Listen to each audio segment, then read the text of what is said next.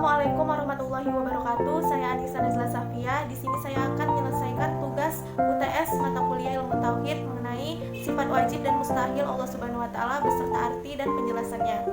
Allah Subhanahu wa taala memiliki 20 sifat wajib dan 20 sifat mustahil. Sifat wajib adalah sifat yang melekat dan pasti dimiliki oleh Allah, sedangkan sifat mustahil adalah sifat yang tidak mungkin ada pada Allah Subhanahu wa taala. Berikut sifat-sifat wajib Allah Subhanahu wa taala. Wajib Allah yang pertama adalah wujud, yang artinya ada.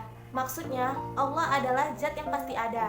Dia berdiri sendiri, tidak diciptakan oleh siapapun, dan tidak ada Tuhan selain Allah. Dalilnya terdapat dalam Quran Surah As-Sajdah ayat 4 dan Quran Surah Toha ayat 14. Yang kedua yaitu qidam, artinya terdahulu atau awal. Maksudnya Allah Maha Pencipta yang menciptakan alam semesta beserta isinya. Allah telah ada lebih dulu daripada apa yang diciptakannya. Tidak ada pendahulu dan tidak ada yang mengawali selain Allah Subhanahu wa taala. Dalilnya terdapat dalam Quran Surah Al-Hadid ayat 3. Sifat yang ketiga yaitu baqo, yang artinya kekal. Maksudnya Allah itu maha kekal, tidak akan punah, binasa atau mati. Allah akan tetap ada selamanya, seperti yang dijelaskan dalam Quran Surah Al-Qasas ayat 88 dan Quran Surah Ar-Rahman ayat 26 sampai 27. Sifat yang keempat yaitu mukhalafatul lil hawadisi, yang artinya berbeda dengan makhluk ciptaannya.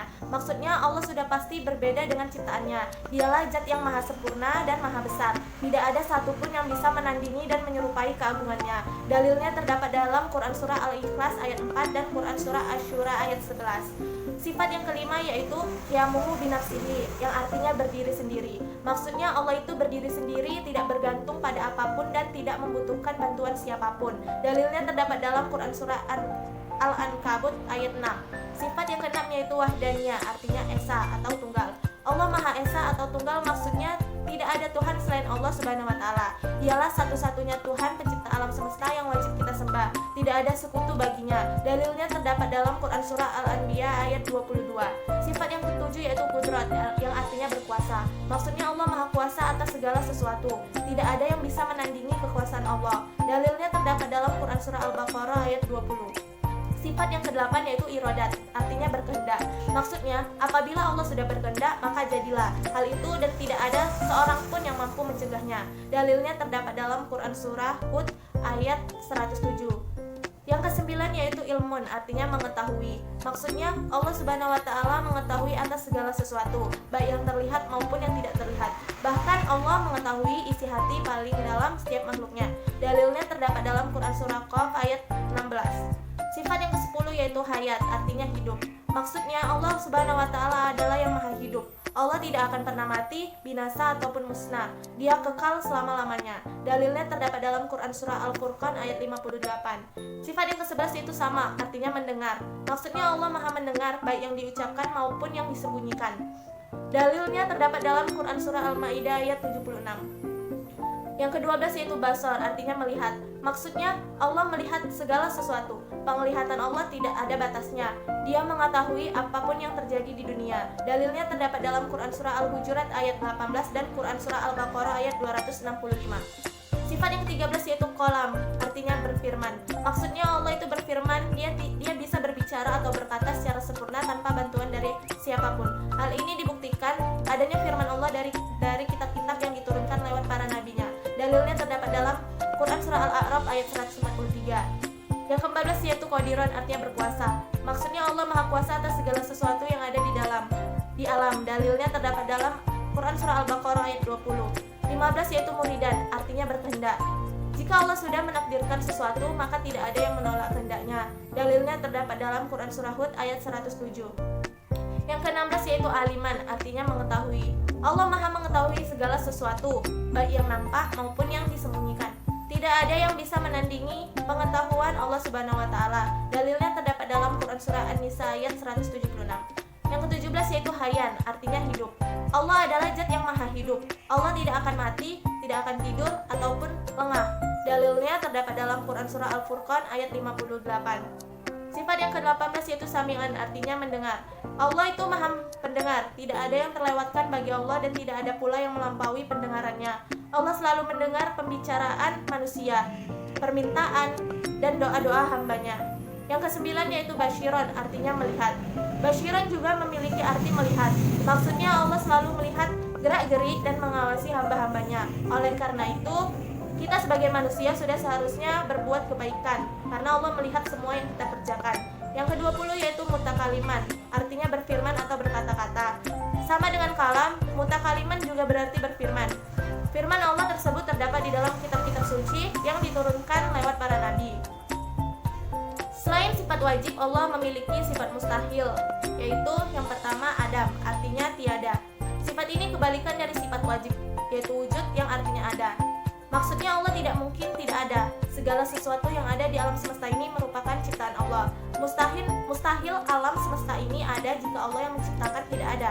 Dalilnya terdapat dalam Quran surah An-Nahl ayat 3. Yang kedua yaitu hudus, artinya baru. Allah mustahil bersifat hudus. Allah itu ada sebelum semua makhluk dan ciptaannya ada. Sebaliknya, Allah itu bersifat terdahulu atau kidam.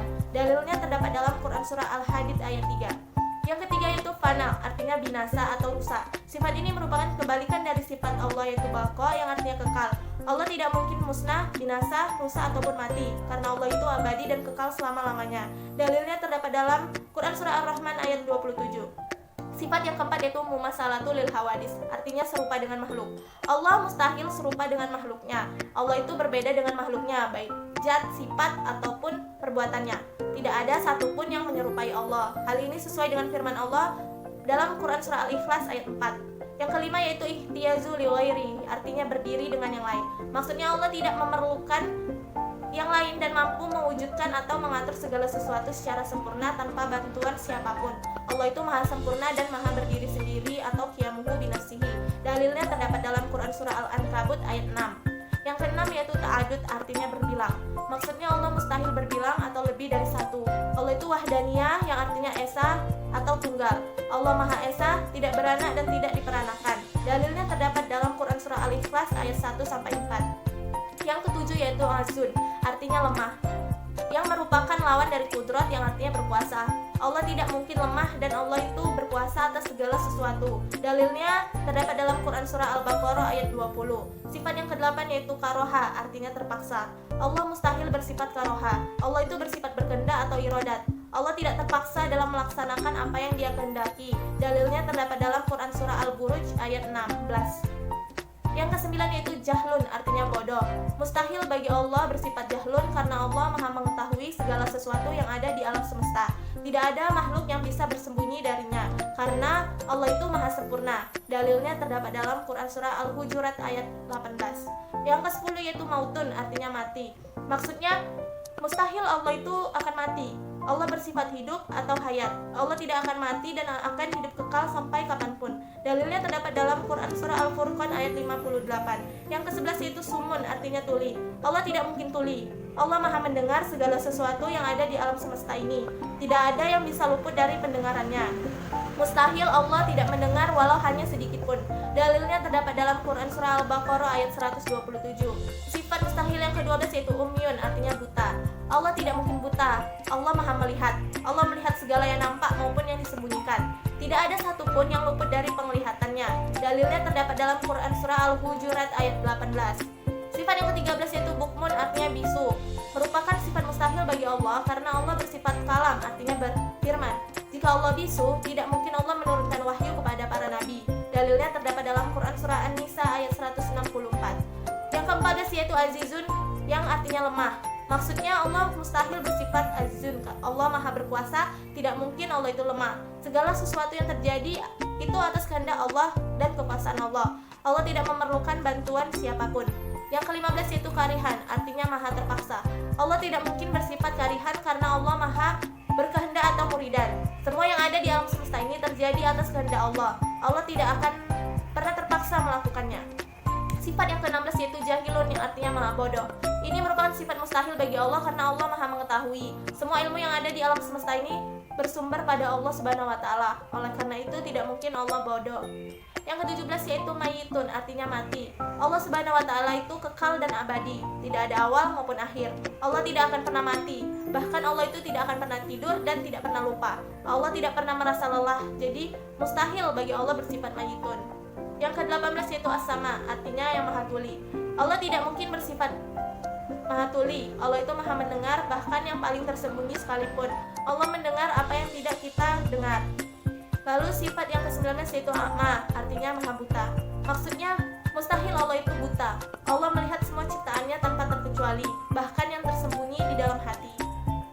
Sifat mustahil Allah yang terakhir yaitu abkama, artinya maha bisu. Allah mustahil mempunyai sifat abkama. Jika Allah bisu, tidak mungkin ada kitab yang diwahyukan kepada para nabi dan rasul. Sebaliknya, Allah itu bersifat mutakaliman atau maha berfirman. Demikian 20 sifat wajib dan 20 sifat mustahil Allah. Saya sudahi, wassalamualaikum.